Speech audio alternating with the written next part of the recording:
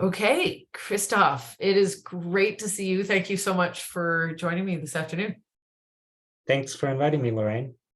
It's a pleasure. And I've been thinking a lot about your expertise and the many conversations we've had. I'll say a little bit more about that in a moment. But before I go there, can you just tell us a little bit about who you are, whatever you want to put on the table in terms of what you bring to the world? Sure. Well, I guess I'll speak mostly about who I am from a professional sense. I got called a used carbon salesman once in 2014 by someone in New York City who is deep into technology. And he's like, it's because it's all you'll talk about is sucking CO2 back out of the atmosphere. And at that point in my career, I was indeed a carbon exuberant and quite carbon obsessed and exercising a lot of carbon tunnel vision and the impact or change I wanted to create in the world. That led me to working with Dr. Klaus Lackner at the Center for Negative Carbon Emissions and co-founding that effort at Arizona State University. And I was deep in the weeds of working with early stage direct air capture technologies. And I left that in 2016 to kind of forge my own path and found Carbon A-List, little bit naively looking at how to support different efforts more efficiently spend time and resources combating climate change, and thought putting a carbon lens on everything and then trying to nest it in a broader system is important, but you can't forget the carbon. And then at one point, about a year later, had a client trying to procure a lot of carbon offsets. So I put on my carbon broker hat and learned everything I could about voluntary carbon markets, and ultimately co-founded a voluntary carbon market, Nori, where as a startup to that effort, I was wearing a lot of different hats, mostly focused on the supply and methodology side of how to generate assets that are representative of soil organic carbon stock change from regenerative ag practices.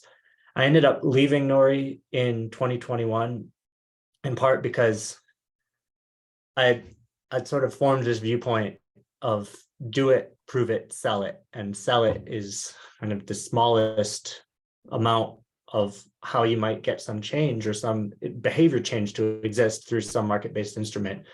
And prove it is a concentric circle that kind of goes beyond that. In order to sell it, you must prove it, but to prove it doesn't necessarily mean you're selling it.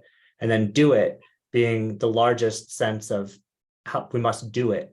And in this case, it is the abstraction of greenhouse gases reduced.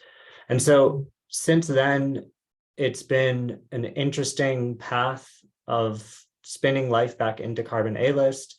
We have this tagline, come for the carbon, stay for the ecosystem, where we really try to get people thinking beyond carbon and recognizing the pitfalls of only focusing on carbon as the end-all be-all metric in sustainability. And what that means, and it ends up meaning we take on quite a few different clients and try to find the connection points amongst the clients in three main sectors. So working with startups who are mostly in the niche of climate impact accounting and reporting. We work with consumer packaged goods companies who have different strategic needs, whether that's managing and applying to grants or complying with certain environmental statutes or even engaging new greenhouse gas accounting strategies. And then we work with civil society organizations, whether that's farm commodity organizations or larger nonprofits, and many of whom are asking similar questions. So yeah, we still figuring out how to say it in a short sentence, like what we do. We're shifting from a service to product type business where the product offerings are things that we see as commonalities needed amongst a number of our clients and trying to make sense of all this. That's great. Actually, before I go further, I just want to double check this sort of scope of where you're working geographically. Are you focused within the United States or do you look beyond with your work? Yeah, good clarifying question. We're almost exclusively in the United States, although we are doing things in North America for some clients, but we're pretty much focused on what's happening in the US, whether that's through USDA grants we're part of or where our clients' footprint initially is, or the one that they're asking us about. Cool. Okay, that's great clarifying. And I always like to just clarify how I'm connected to the person that I'm interviewing. And so, Christophe, I feel like you and I have had I've had the great pleasure of crossing paths with you from a few angles, certainly met you at the beginning of the days of Nori. And I feel like I've been sort of your fan and happy reader on Medium and the things you put out on about Carbon-A-List there, and generally just sort of appreciating what you bring to the community. And I also think of you as my gateway into podcasting, because you hosted me on my first ever podcast. So I feel like we go back a few years, and I'm very grateful that you have made time for this conversation today. So thanks. Oh, for sure, Lorraine. We are cut from the same cloth, and it's great to be a fellow traveler on this journey, wherever it's taking us. Cool. Well, and this particular step in the journey, we're talking about the global meat company JBS. So I also just wanted to clarify if you have any commercial relationship or connection to JBS, just before we dive into the questions. I do not. Okay, cool. All right, so a little bit of stage setting more broadly before we go deep into the meat company of JBS. And here I'd love to ask you if you could describe the future you want. And where in particular I'm going here is, as you and I both know, there's so much jargon out there, and a lot of terms get thrown around: the sustainable development goals, circular economy, regenerative agriculture, all kinds of wonderful words. But I'd like to hear, in your words, what is the future you want? It's a great question. I don't know how to fully answer it, and I'll tell you why. Because the future I want isn't necessarily for myself. I constantly find myself checking my own privilege and seeing, like, wow, if I had a future that I wanted designed for me, world probably wouldn't work that well. So I think I'm going to use two words to describe the future I want, which are access and balance. So I want a future where more people have access to accurate information, have access to tools that are necessary to help them get the job done, have access to opportunities. And, so I guess the future I don't want, with respect to opportunities, is cronyism. I'd like to see a future of meritocracy through access. And the other word I want to use is balance. I think that in a world of unfettered growth, where the goal is to make as much money as possible in order to be successful and buy as many things and have this great life, I don't think that's balanced. And but I also say this as a place of privilege for someone who has enough and feels quite balanced in his life. But I think I'd like to see a future of balance in the sense that whatever that might mean to whomever, we're able to recognize what in our lives or our systems that we're part of is out of balance, and how can we return that back to balance, which is really subjective, because again, my balance is different from someone else's balance. So sorry, that's kind of like No, it's beautiful. I love it. I love it. And you're reminding me why, for me, with this process that I'm sort of inventing a little bit as I go, the value of asking different people the same question, because there's so much variety and depth. So I really appreciate that answer.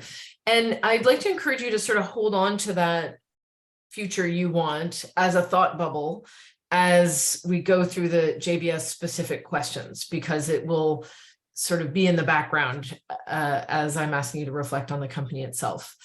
And with that, I'd like to ask you to share what you understand to be the positive impacts of JBS as a company. And that can be anything related to the specific activities of the company, the impacts you see on the ground, noting your geography is US, but your impression of how the company has a positive impact contributing to that future you want. If they do, what does that look like for you? Well, so I did a bit of homework in preparation for this meeting. I've obviously been aware of JBS through my work in the food space. I think their website actually says it all when you pull it up, JBS Foods Group, and it says bringing more to the table. That's huge. We consumers expect meat products to be available where we want them, when we want them, at the quantities we want them. And it often requires working through really complex supply chains where different companies need to come in and provide some level of assurance and mitigate against the risk of the food producers. So I think they help with that risk mitigation effort, and they help with a number of the important processing activities that need to occur to get food into the form that, you know, people want to see it. And I think all that's positive. And often in certain regenerative circles, let me just get on a soapbox for a second and rant. A lot of people are pushing for things that, in my view, are not pragmatic, realistic, or grounded in anything other than a hedge fund baby's pipe dream of what feels or looks regenerative. And I see JBS as a solid company that is probably trying to do right and more pragmatic and grounded than what might be occurring and said at certain conferences that maybe we've even attended or been part of, that kind of feels like a lot of fluff.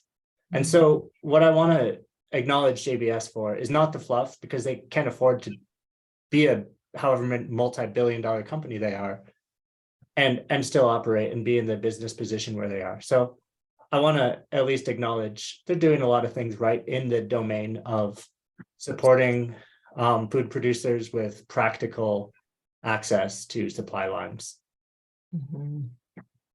Nice, thank you. And what if we kind of flip to the other side for a bit and thinking about that future you want, access, balance, are there things in your understanding that the company is doing that might undermine that future? Well, I don't understand the intricacies of JBS well enough to know what they might be doing that's directly undermining that.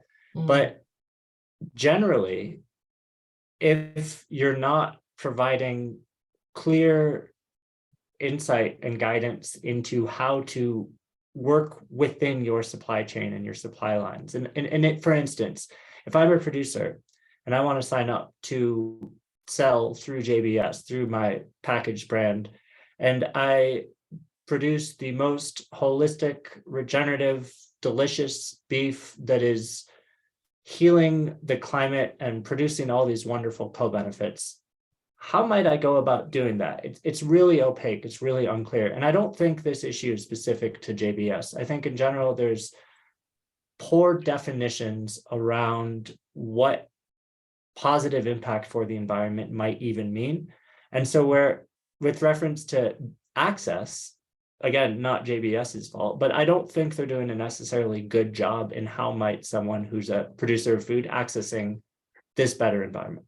Now, they may be doing things that directly and indirectly are having a direct, like really negative impact on the environment. And ultimately, it's not counting the externalities fully of their activities. And that's okay. We can't blame anyone for not doing that, because it's not happening across the whole, and we don't have any meaningful legislation on any country or international scale that's forcing people to do things. So like at the best, you're voluntarily reporting on some progress you're making against goals, but they don't have a starting point and ending point. For instance, how much of the rainforest is being cut each year because people in countries in South America are like, well, hey, there's a business model here. Someone's going to pay me for it. And JBS is able to work through a network of intermediaries, wiping its hands clean, all the while knowing that crops are being grown that are going directly to concentrated animal feeding operations and indirectly resulting in deforestation that they may or may not want to take responsibility for. So they're no worse or better than anyone else because everyone's doing a pretty failing job at being honest about the progression there. But I think, you know, if there were more access to consumers or people a layer or two more informed than consumers who are asking poignant questions like yourself, I think that would help at least generate an image, positivity. Now, with respect to balance, I'm not the best spokesperson because I don't produce meat. I don't grow beef. I don't fully understand supply chain shocks when they happen. But I would say building bigger to bigger leads to greater efficiencies as a smart business strategy actually works against the future I want with respect to balance. It works against the decentralized or distributed processing units that could be supporting beef production, which would both be more resilient and more efficient. And so I think in a way they're a beast of their own making without realizing that you can get too big and too large that actually creates some real problems. And so, you know, food, meat in particular, has consolidated and consolidated and consolidated so much so that, yeah, you know, you kind of have to work with one of the big guys, and the big guys don't want to invest in mid to small size processing equipment. I don't see it. I didn't see it in my homework of JBS in a meaningful way. And I think actually having movements in that direction would result in greater balance, I think, across the change they might be able to make. Yeah, that's really helpful insight. And I want to just have her here for a moment because of your expertise and knowledge in agriculture, noting that different stakeholders I'll be talking to have different types of expertise in nutrition or disclosures, et cetera. So just digging a bit here, from what you've seen, what would you like to see them disclosing or demonstrating through their supply chain? So are there, for example, are there initiatives or organizations or programs or ways that you'd say you would even direct one of your clients to engage because that practice really is climate friendly? Or like, what would you want to see? I mean, I know you're recording this, and I will give you full permission to have this go on record with me saying consumers are dumb. I am a consumer and I am dumb. I don't know what's best for me. I will buy a brand and a label and probably overpay and then find out later, like, oh man, I was kind of dumb. Like this was a bogus label that didn't actually mean anything. And JBS benefits from the ignorance of consumers. So I would turn it around and not say, what would the consumer like to see? But imagine that Mother Earth or the planet is your consumer. Imagine that you as a producer are able to ask, like, what does this land need? And you know best for yourself. And you're able to deliver that in compliance with simultaneously giving meat to JBS.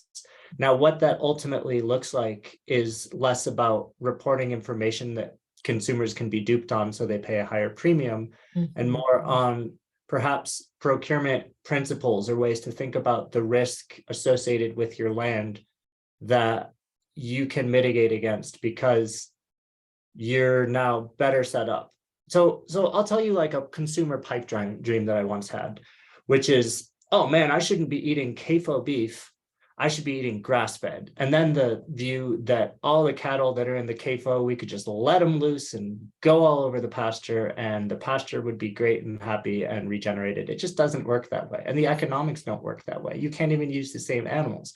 And the way that breeding technologies have evolved, we've really optimized cows to be as fat and like unnatural as possible so that we can squeeze every last penny out of it.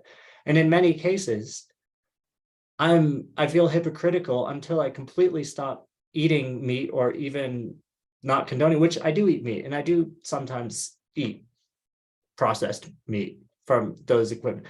So unless we're really willing to forego all of that, I think we have to find a gentle landing that slowly weans ourselves off and really creates resiliency in a different way that, again, more decentralized, more distributed, recognizing that like animal husbandry is a huge piece to this and like really complicated. And a lot of really good work has gone into creating different breeds and the cattlemen who figure out their cattle and their feeding operations. And so it's just, what would I like to see?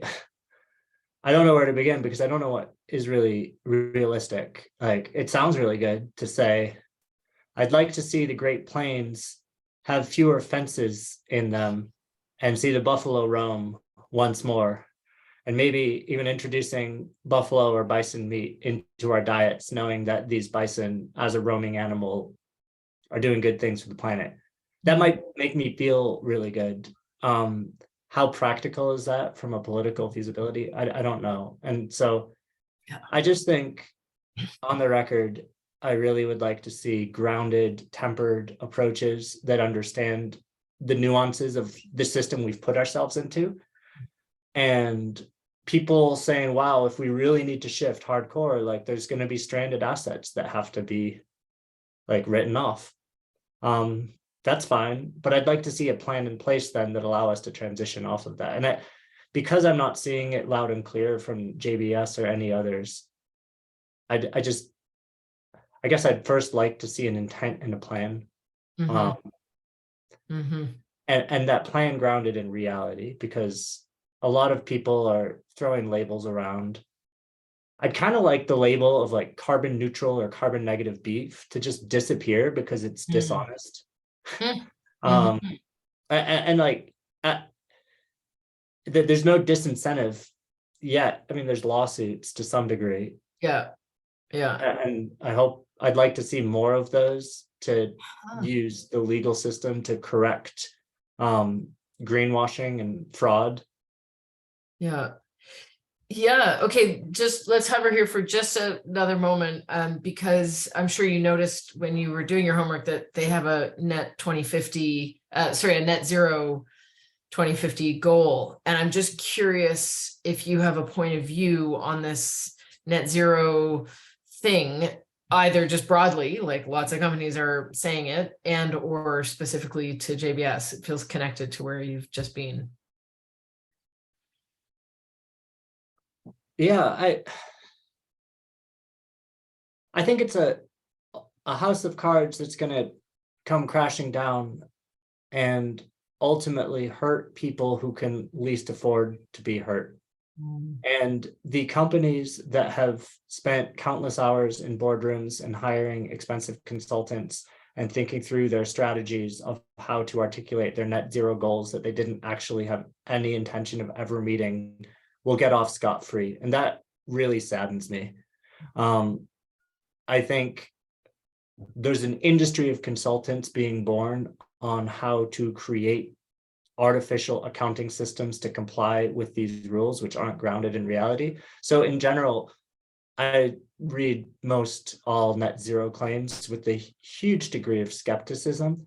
And in part, that's because there aren't common definitions on how you even begin to create your net zero claim. In part, the like fancy accounting just forces people to do shady things off the balance sheet. And so in fact, it forces some otherwise good actors to start creating two versions of reality. One, which is the reality that they need to run their business and procure goods and services and deliver a value that allow them to stay in business. And the other is a siloed like environmental reporting thing that doesn't interact. Now, let me give a bit of credit where it's due, because I do think there's plenty of companies that try to integrate that sustainability mindset throughout all layers of the organization. And I think that's beneficial. And I also think if you're doing that, you're going to look at net zero and you're going to say, this is a square peg in a round hole. And we're going to do what's right for us and what we know to be ethical and in line with our own values. And they'll do a good job at it. And those companies won't get sued either, although they may not be as flashy and as glamorous from not having the same amount of marketing dollars going into net zero and sustainability reports. Thank you. Yeah. And, we are on the record, and I I sparked this conversation, so I'll just add my own brief editorial, which is part of what prompted me to even do materiality. The way I approach it is I feel like a lot of the claims are not grounded in reality, even if they're very well intended, and even if there's wonderful people working hard behind them. That is at the core of my concern. That makes me want to have these conversations and look for ways to, well, to get to that balance and access that I really agree with. And I also just want to tie this back to something you said near the top, which was this concern around a hyper focus on carbon accounting only. And I feel like with JBS, it's particularly concerning because there's so many ways their business impacts a lot of things, including climate, and carbon is an important part, but not the only part. And I feel like the net zero accounting journey just amplifies that carbon tunnel vision piece. I'm just editorializing. I don't know if you want to like confirm or deny my suspicions as I tee up the next thing. Yeah, no, I agree. And look, I hope if there's some corporate listening to this and even thinking that they'd want to hire me or you, they'd recognize, great, like these are honest people who we want to listen to, who will help us do right and won't help us smudge. Right. And I think the demand for environmental data and integrity is a good forcing function. Yeah. I do think I don't know, there's probably a psychological term or phenomenon to describe this. I'll call it like the shiny hubcap thing, which is you put a shiny hubcap on an old car and say, everyone focus over here, so you miss the old car. Yeah. And that's kind of what carbon, or pick your favorite environmental flavor, companies know this. It's a playbook. It's like, hey, focus on this thing I'm doing over here. Yeah. And you're not looking at the whole picture. Yeah. You're looking at the shiny hubcap. Yeah. Yeah. Okay, cool. Thank you. Well, let's look at the whole picture, and I'm going to share my screen, and hopefully you are now seeing a Google slide that says January 24th at the top. Do you see that? Mm-hmm. Cool. Okay. And I'm going to just walk us through a very, what I openly describe as a very specious exercise, because this is kind of the very thing I react against, which is trying to like take a whole company and plot it on a matrix. But I'm going to ask you to humor me anyway, because hearing how you sound it out will be the valuable part of this, I hope. So this bubble over here on the right represents the company of JBS and your point of view on where they should go. And I'll just explain the axes here. So the vertical axis represents the overall impact on ecosystem health. And everything above the midpoint is a positive impact or contributing to that future that you want. And anything below is undermining it.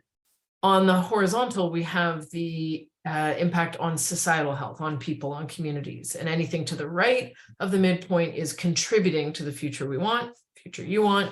Anything to the left of the midpoint is potentially undermining it. And I'd be curious where you would place JBS based on what you know of them now and why.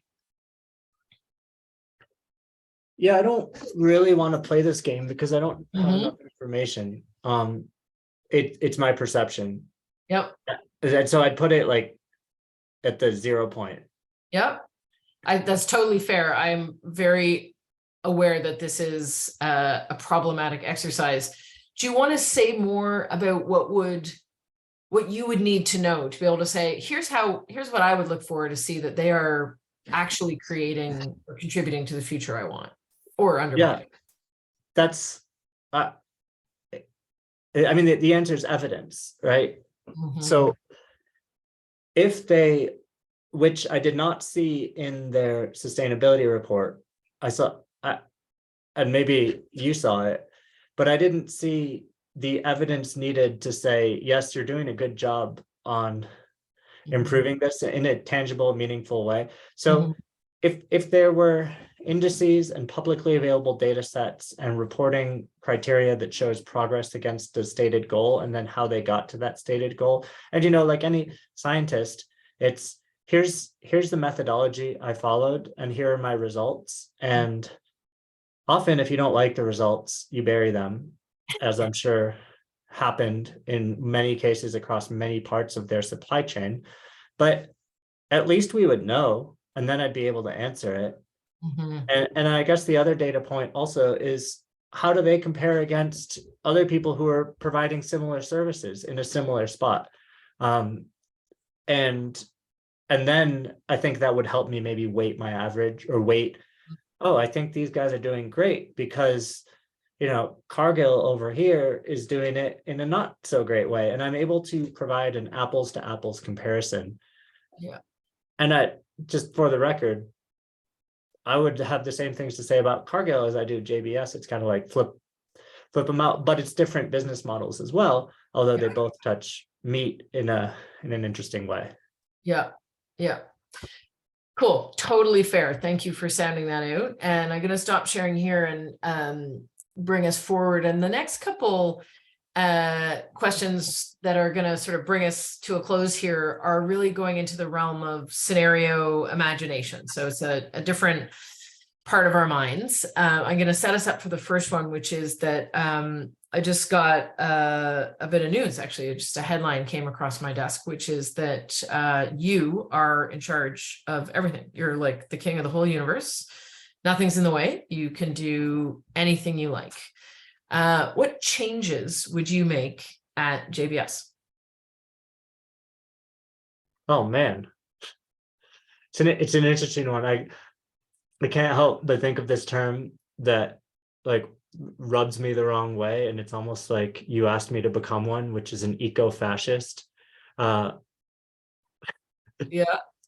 And So so I want to throw that out there, that I think yeah. in principle, like that's really bad. And maybe that's part of my answer, which is I would be thinking about what are the bottom up things that we need to be listening to. And it's not me as super majority, get everything I want. It's like really listen and go on a strong listening tour, and then create the feedback mechanisms at the company to know what can we as a company realistically do, and adapt and drive. If I'm in charge and have a fiduciary responsibility, I'm actually in a much different seat than I am right now, where I'm just kind of, hurling criticisms that are grounded by, hey, here's what the planet needs. But now suddenly I'm responsible to the shareholders. You say nothing's in the way, but if I'm not responsible to shareholders, this vision will last like a day or less. and so it's kind of like, okay, and we can't totally shift out of a let's just dream away capitalism either. Like capitalism is here, it's a core part of our society. And so that said, I think the way that everybody who's playing at all the different levels is operating is creating a tragedy of the commons. And so I'd be thinking about, ooh, here I am having a rather sizable chunk of benefiting from this commons, and call up all my super powerful, influential CEO buddies at the top of the Fortune 100, Fortune 500, and say, we're going to play by new rules. Because if we don't, this planet is not going to have any resources left. And we're also going to play by new rules as, these titans of industry, for lack of a better word, that are quicker to the punch of knowing what we want, how we want it, and how we're going to do it. It will happen more efficiently than any top-down government legislation. And let's figure out these rules and so, yeah, it would take a lot of like touchy-feely, vulnerable trust amongst these other groups. But until then, it's like, I can make all the changes I want. Someone else is going to come and cut down that plot of rainforest and grow their cattle there, even if I say it's a goal. So I can't actually institute changes that would benefit me, benefit the planet, but actually hurt my bottom line because someone else's. But if everyone plays by the same rules, like maybe there's a hope. I don't know. Yeah. Well, it turns out anyway, it was fake news, right? So you're not actually in charge of the universe, I'm sorry to say. But I liked it when you were, but you're not. But I just got another headline kind of went across the ticker, which is that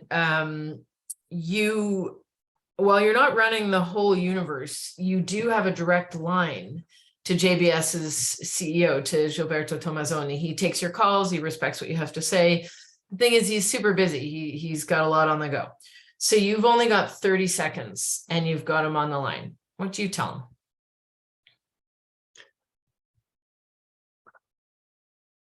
him? I guess it sort of in line with what I would do as king of the universe and in charge of JBS, which is listen to the people and create systems for ground up information and general sovereignty. And, you know, he's doing a lot right. He really is. I think, you know, these companies are doing the best they can in considering all circumstances. And to go back to my point on eco-fascism, I wouldn't tell him to be an eco-fascist. I actually think that really works against you. And it may win you political favoritism amongst certain camps, but there's nothing more like quick to turn off an entire sector of really positive farmers and ranchers than to tell them what to do and tell them how to farm. So it goes to like, these people have the solutions, understand what they want to do and create the enabling conditions for that to happen. And I think that more nuanced approach might work. It might be more expensive. It might say, wow, like this processing facility with these specifications of everything we need. Well, people had some better ideas, or we needed something that was more regionally contextualized, or, you know, we ran into all these issues around health and animal welfare that someone had a really good idea about that worked. And it wasn't as simple as just, you know, create this top down, this is the one solution that we're going to roll out across all our supply chains because it just works. So sorry, that was more than 30 seconds, but Jill, if you're listening, you know, just listen to your people and think about decentralized and distributed solutions. Nice. Oh, I love it. It turns out that was also fake news, but who knows, right? This is recorded, so hopefully he does hear in some ways. And I certainly appreciate your comments. Those are all the questions I had prepared for you for this conversation, but I just wanted to check, is there anything I didn't ask you about that you want to make sure you leave on the table for anybody checking in on this assessment to hear? I mean, we didn't talk about the green bonds that JBS got in a little bit of hot water about, and I'm sure as you pull all this together, you'll probably have some reference links that go into what unfolded there. Happy to hear your thoughts if you have some. I certainly have. I'm happy to give my comments on green bonds because I think it's, you know, I may have co-founded and left carbon markets and taken the stance that I don't think carbon markets are the silver bullet solution. And yet I don't think carbon credits are bad. I think they're a core piece of understanding climate accounting to hopefully get to something better. And I think similarly with green bonds, there's a lot of holes that you can poke in them. They're not uniform. They're maybe not even green. They're not clearly understood. They don't really translate in a neat way to ESG reporting or investor pressure. And there's a hot money cannon coming this way of more of them, whether we as a world like it or not. And I think recognizing that, it's like, okay, don't let perfect be the enemy of the good. Recognize that what this is a funding instrument to support things that are quote unquote green and have the potential to do good and should be at a preferred rate, requiring certain data to be associated with that form of financing. And I think that's really powerful. And although imperfect, a really necessary stepping stone. Yeah. And so I think great that investigative reporters have come after JBS or even singled them out to say like, not good enough. But I think bad because it's going to make other companies be like, well, is it even worth it to try this thing? And I don't think that needs to be the case. I'd say absolutely yes. So, you know, if you are Gilberto, like keep doing green bonds, like get more green bonds out there, more financing. Like this transition is going to take money. And that money needs to flow in any number of ways. So I guess I just wanted to make that comment. Yeah, I appreciate that. So I think just to make sure I'm clear on what I'm hearing there, and I'm gonna, as the sort of omniscient narrator of these conversations, I'll just point and I'll make a point of linking when I upload this video to the conversation with Bill Bowie for this process, where he also commented on the green bonds piece and we unpacked it a bit. So some very complimentary comments there. I just wanted to check what I'm hearing about that so-called whistleblowing situation is that they're calling that green bond fraudulent. And I guess to be transparent, my sense is it's no more or less fraudulent than the other green bonds out there. So when I looked at the framework that they're using, it struck me as transparent and visible, and they're doing what it says on the tin. But I haven't gone super deep into every line there. I just wanted to check if you have a point of view. Would you say it seems fraudulent to you, or kind of the way these things are? I can't weigh in on that. And also, it's allegedly fraudulent. Has it been proven fraudulent? Is that? I don't think so. Through? No, I think it's still an announcement kind of thing. Yeah, which is super unfair. Like, I'm gonna, the activist in me is not gonna jump and hold a sign out and pick it against JBS, because these are accusations. We don't know if they're even true.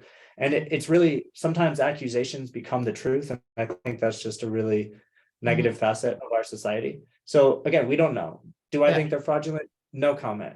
Maybe, maybe not. Do I think all green bonds are fraudulent under the same grounds? I can't say. What I do know is green bonds are really nascent. They're not poorly understood. They're not well understood. I think they suffer from what just about everything in the environmental industry suffers from, which is poor definitions. And the more that you can create common understanding and common language to say, this is what this thing means, the less room for error there is. Yeah. And for good and ill, people with really good intentions and people with malicious intentions that are happy to extract the last ounce of value out of this planet before thinking about the world more generally, are able to leverage poorly understood definitions to their advantage. And I think that's the issue that JBS and just about everyone's running into. Yeah. It's a tragedy that comes. It's not on them to say, this is the term we're using, and everyone use the same term too. And this is how we know we're doing right. And like, we're safe because like we use this definition and we followed the letter of the law. Like, you can't call this fraud. There's so much room for interpretation that creates space for those accusations. So I would say it's actually in their business interest to support more precise definitions so that they are covered, and so that those who really want to see improvements can focus on, okay, are we even talking about the same thing? Because there's just a lot of room for error. Yeah, that's really helpful. Thanks for unpacking that. Cool. Anything else you want to leave us with to think about in terms of JBS and that future of balance and access? No, thanks. This was a lot of fun. Cool. Thank you very much, Christophe. Really appreciate it. I'm going to pause the recording here, but deep appreciation and thanks for your time.